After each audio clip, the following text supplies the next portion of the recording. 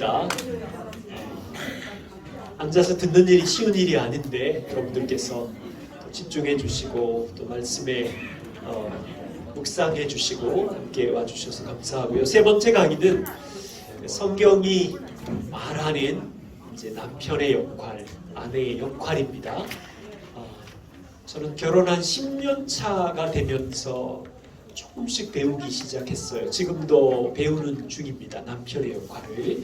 청년 때부터 들었으면 좋았겠다라는 생각을 너무 많이 해요. 그래서 결혼 전에 있는 분들에게는 저렇게 남편의 역할을 하는 거였고 아내의 역할이구나 함께 배우면 좋겠습니다. 이제 결혼 29년 차인데요. 혹시 여기 30년 넘는 결혼 한번 손 한번 들어주십시오. 잠깐만 일어나 주시겠어요? 네. 와, 대단하신 분, 우리의 선배님들인데요. 네. 제가 독창이라도 해서 축복성을 불러드릴까요? 당신은 하나님의 언약 아래 있는 축복의 통로. 함께 같이 불러요. 당신을 통하여서 열방이 주께 돌아. 우리 정식으로 한 번 더 이분들을 격려합시다. 당신은 하나님의 언약 아래 있는 축복의 통로. 당신을 통하여서 열방이 주께 돌아오게 되리. 박수해 주세요. 쉽지가 않습니다. 30년 이상 가정을 지키시고 또 복음을 가지고 교회를 사랑하셨던 우리 선배님들께 감사를 드립니다. 저는 결혼 3년 차에 죽을 뻔했어요. 6년을 교제했는데 결혼하고 나니까 그 여자는 어디 가고 완전히 딴 여자가 앞에 있다는 걸 신혼 초부터 발견하고 결혼 3년 차 될 때 일기를 쓰면서 하나님 그 여자는 어디 갔나요? 계속 살아야 되나요? 저도 흠이 많았겠지만 그런 갈등을 지나면서 이제 결혼이 복음 안에 무슨 의미인지 결혼의 주인이신 주님 앞에서 남편으로서 어떻게 살아야 되는지 아내로서 어떻게 살아야 되는지를 천천히 배우기 시작했어요. 아마 우리 청년들도 그렇게 할 것 같고 그래서 오늘 이 시간에 제가 짧게 말씀드리고 아내가 아내의 역할을 말씀드릴 거고 그 다음에 제가 남편의 역할도 얘기할 텐데요. 그냥 부탁은 성경의 원리입니다. 이렇게 행복하게 이렇게 결혼을 남편과 아내가 세운다면 세상에 빛이 될 거고 교회가 건강해질 것이라는 원리인데 시간이 너무 많이 걸려요. 그래서 이 원리대로 사는 사람은 세상에 없을 거예요. 그렇지만 조금씩 그 원리를 이해하면서 갈수록 행복해져 가야 되는 거죠. 저는 29년 차인데 하나님 결혼이 이런 거였군요. 신비해요. 이제 행복해요를 매년마다 고백하고 있어요. 그런데 이 원리를 이해 못하고 복음에 순종하지 못할 때 결혼은 끊임없는 갈등의 실타래가 있더라. 그래서 완벽하게 할 수는 없지만 우리가 이 원리를 나눌 때 우리 겸손하게 다시 배우면 좋겠습니다. 잠깐 기도하겠습니다. 주님, 우리를 하나님의 형상대로 지으시고 또 남편과 아내, 남성과 여성을 세우셔서 가정을 이루게 하시고 결혼 안에 예수 그리스도의 사랑을 보이는 현장으로 불러주시니 감사드립니다. 해가 더할수록 가정의 주인이신, 결혼의 주인이신 하나님의 다스림과 말씀을 이해해가며 주의 진리가 풍성한 열매를 맺는 가정과 결혼이 되게 도와주십시오. 아버지의 마음을 듣습니다. 우리가 함께 기억하고 살아내는 힘을 키울 수 있도록 이 시간 이 자리에 성령님 임재하여 주십시오. 예수님 이름으로 기도드립니다. 아멘. 오늘날 우리가 목동하는 것처럼 저출산의 위기도 있고요. 또 동성애라는 이 성적인 여러 가지 이슈들로 인한 문화의 고통도 있고요. 교회 안에 있는 가정도, 교회 밖에 있는 결혼도, 이혼이라는 이 무서운 또 고통이 가정 안에, 다음 세대 안에 있는 일이 고통입니다. 근데 성경은 결혼이나 가정, 다음 세대에 대한 제자화에 대해서 침묵하지 않습니다. 우리가 잘 살펴보면 하나님께서 만드신 가정과 결혼과 인생 안에 율법도 행복하라고 주셨는데 우리의 죄성 때문에 그것이 올무가 된 것처럼 가정도 결혼도 행복의 원리들로 가득 차 있어요. 그런데 이것이 지금 이해하는 것은 몇 가지 프로그램으로 되는 행복이 아니더라고요. 예를 들면 아버지 학교, 어머니 학교, 결혼 예비 학교 이런 걸 잘 이수하고 배울 때는 도전이 되고 힘이 되는데 그것이 삶에 녹아내어 근육이 돼서 우리 가정과 결혼을 변화시키려면 프로그램으로 변화되는 게 아니라 그렇게 말씀의 원리로 사는 모델 가정이 필요한 거예요. 그 원리대로 서 있는, 그래서 고통당하는 가정이 와서 물어보고 도움을 청하고 멘토링 해주면서 함께 성장한다고 저는 이제 이해합니다. 그래서 프로그램은 우리에게 잠깐의 도움이 되지만 자녀 양육이니 부모 교실이니, 그런데 그 배움이 근육으로 문화로 가정에 자리 잡는 데는 시간이 많이 걸리고 지평선 교회 안에 그런 모델들이 있어서 가정 안에 은혜가 넘치기를 원하는데요. 자, 어쨌든 가정과 결혼은 사람이 만든 제도가 아니지요. 하나님이 직접 만드셨어요. 창세기 1장 27절에 이렇습니다. 태초에 하나님의 형상대로 사람을 창조하셨어요. 남자와 여자를. 와, 놀랍죠? 남자인 내가 하나님의 형상대로 지어졌대요. 여자인 여러분들이 하나님의 형상대로 닮았대요. 여러분, 이게 무슨 의미인지 알아야 돼요. 하나님의 만큼이나 존재와 존엄과 가치에 있어서는 남자와 여자가 동등하다는 거예요. 여러분, 창세기가 3,500년 전에 기록된 모세가 쓴 책으로 역사적으로 이해한다면 그 옛날부터 남자와 여자는 하나님의 형상대로 지어진 존귀한 보배로운 가치가 있는데, 인간의 죄성을 보세요. 역사는 남자가 군림하고 여자는 죄송해요, 소유물이 되고. 사람의 죄성은 이상해요. 흑인과 백인 얼굴 색깔로 나누어 버리고 권력자와 지배계층으로 나누어서 평생 아예 그냥 계급 자체가 태생이 노예로 태어나는 인간의 이 습관과 죄성은 곳곳에 있어요. 그런데 하나님은 3,500년 전부터 남자와 여자를 하나님만큼이나 보배로운 가치와 존엄성에서 동등하게 만들었어요.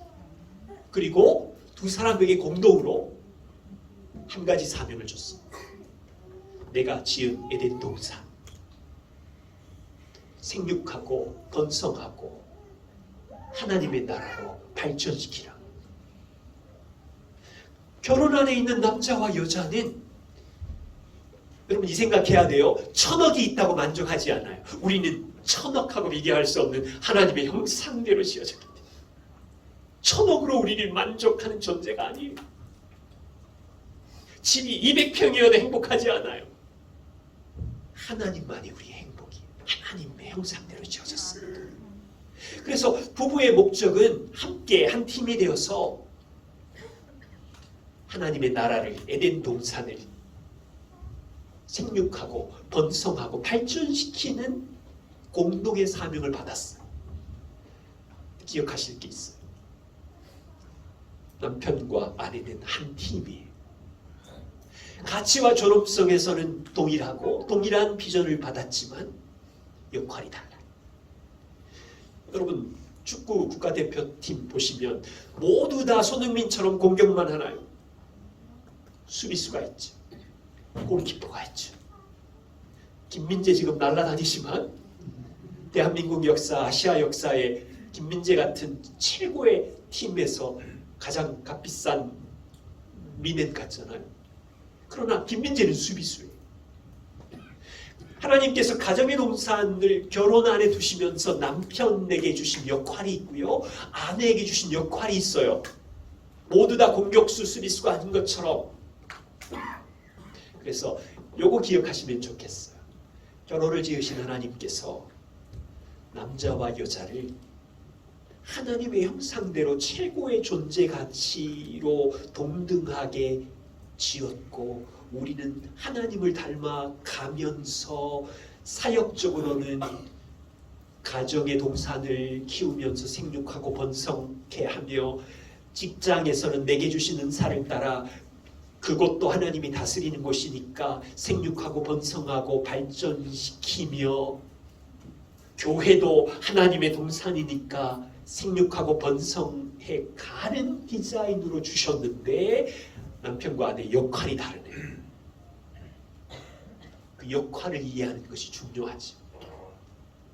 그런데 남자에게 주된 책임은 아내와 자녀를 가정을 인도하면서 사랑하는 책임을 주셨고요.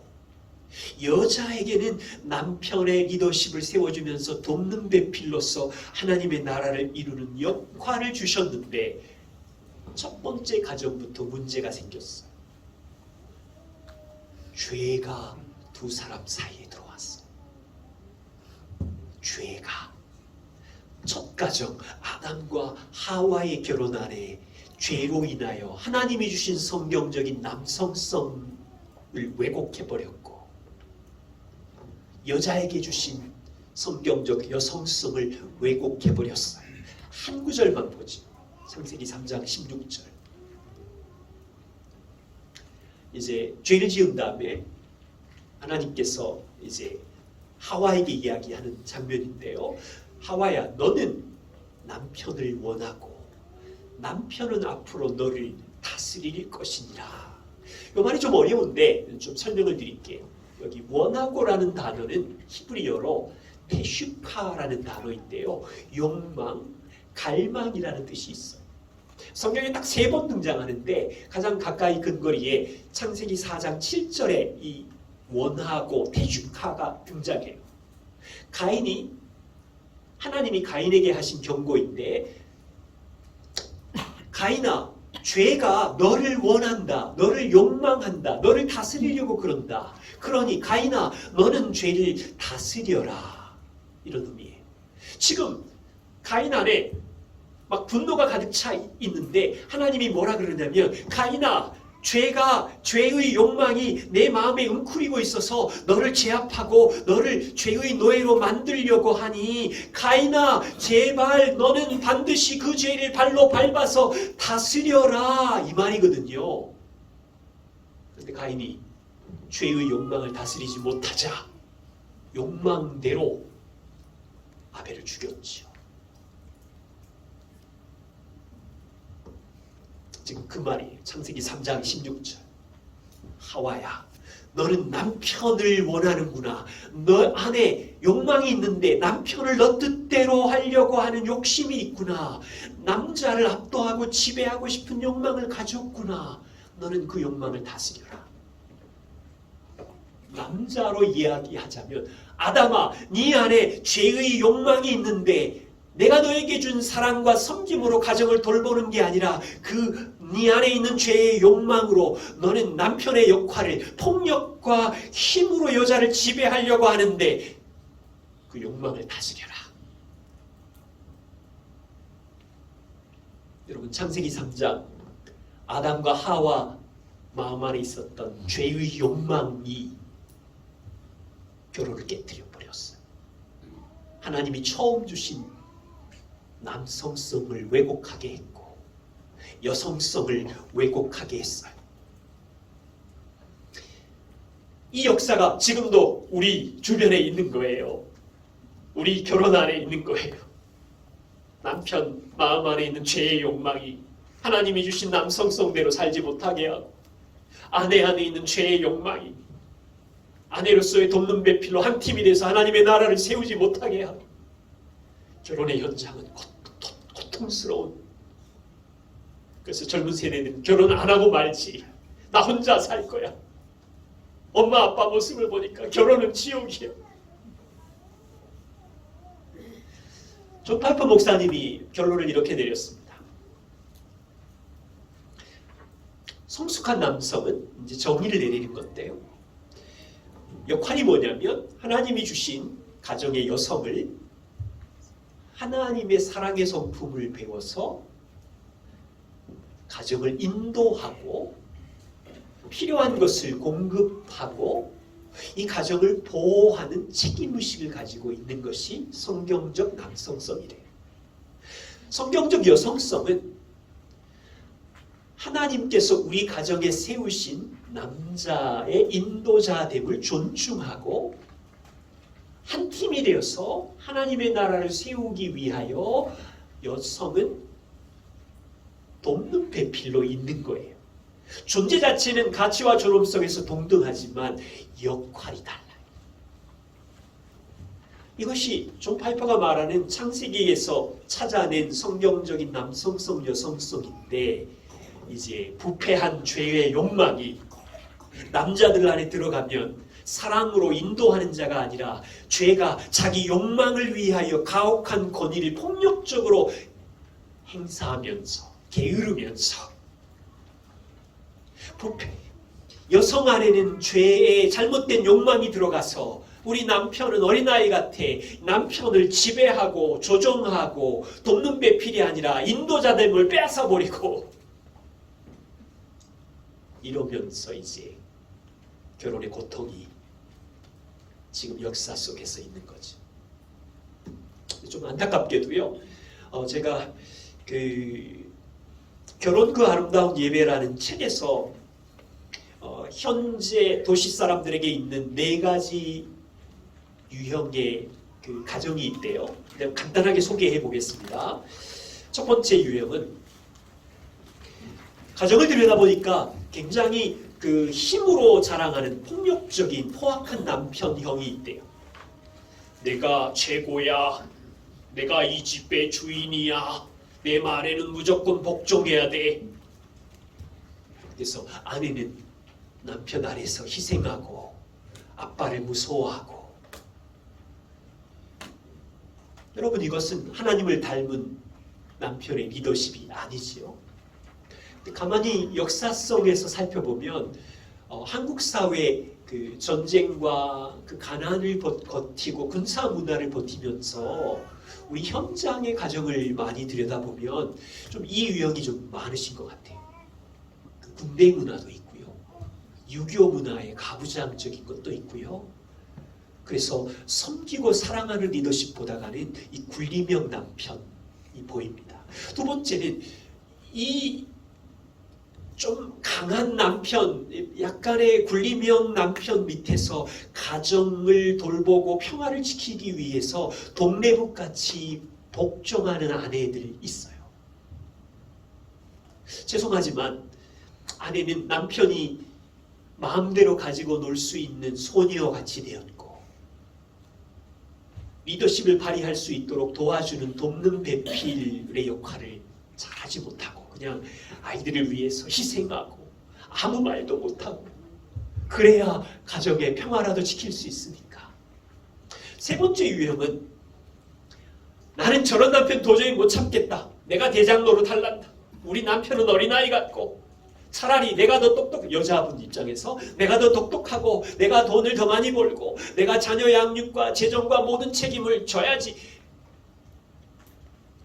아내가 대장 노릇하는 남편 머리 위에서, 이런 유형도 있어요.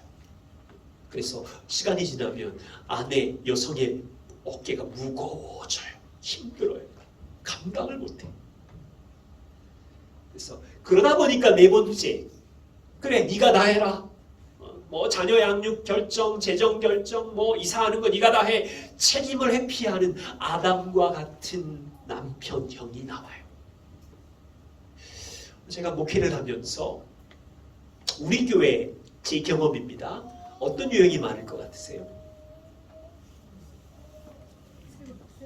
셋째, 넷째 유형. 저희 교회 한 10가정이 오면 7, 8가정은 아내한테 다 끌려가지고 오세요. 아내가 다 조종해서. 조금씩 들여다 보면 남편이 남편 역할을 못해요. 그냥 돈만 벌어서 갖다 주면 아내가 그걸 결정하고 자녀 양육, 남편은 취미생활하고 낚시 다니고 스포츠, 그리고 모든 결정권이 아내에게 있어요. 그래서 이런 아픔이 있었어요. 그래서 어떻게 도와줄지, 어떻게 결혼에 하나님의 디자인하신 원리로 가지 고민하다가 이제 한 교회 안에 한 1년 정도는 복음을 이해하셔요. 복음으로 자기 삶을 볼 수 있는 힘이 좀 생기고, 그러다가 주변에 있는 가정을 보니까 남편이 저렇게 인도하는구나. 아내는 인도자가 아니었네. 없는 내필이었네를 이해하면서 성경적 남성성 여성성의 역할을 바로잡아주고 시간 속에서 성장해 가면서 가정이 평안해져 가는 것을 목도하고 있습니다. 그래서 지평선 교회는 어떠한지 모르지만 우리가 시간 속에서 이 부분을 배워가는 일이고요. 이제부터는 이제 아내의 역할을 길밀한 자매로부터 듣겠습니다. 박수로 환영해 주세요.